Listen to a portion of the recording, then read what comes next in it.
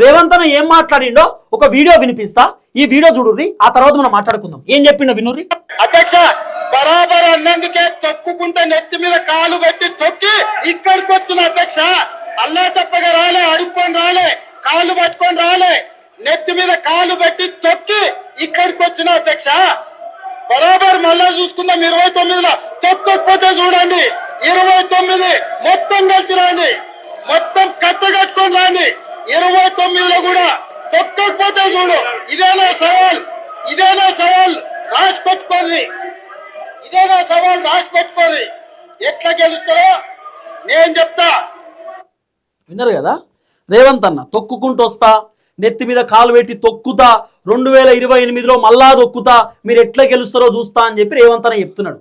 నువ్వు తొక్కుకుంటూ వచ్చినవా, పాక్కుంటూ వచ్చినవా, నడుచుకుంటూ వచ్చినవా, డేక్కుంటూ వచ్చినవా, లేకపోతే ఇట్లా ఈదుకుంటూ వచ్చినవా, గవర్ని అడుగుతలేరు జనాలు.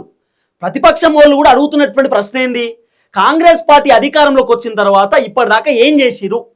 రైతులకు రైతు భరోసా ఎందుకు ఇస్తలేరు? రైతులకు యూరియా బత్తాలు ఎందుకు ఇస్తలేరు? మహిళలకు 2500 రూపాయలు ఎందుకు ఇస్తలేరు?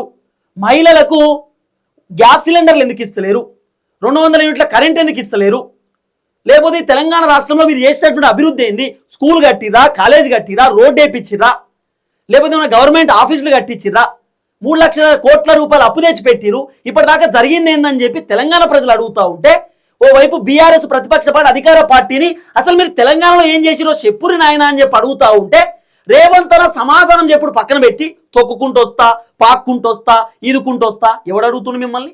మీరు తొక్కుకుంటూ వచ్చిర్రా, మీరు ఈదుకుంటూ వచ్చిర్రా, ఎవడని అడిగిండా? ప్రతిపక్షం వాళ్ళు ఏమడుగుతురు? సారు, మీరు కాంగ్రెస్ అధికారంలోకి వచ్చినాక మీరు ఏం చేసిర్రు? మీరు ఏం కథలు కట్టిరు కాంగ్రెస్ అధికారంలోకి వచ్చినాక? గది చెప్పుర్రి అంటుంటే డేక్తా, తొక్కుతా, పాక్తా, ఇదేంది అంటున్నాం.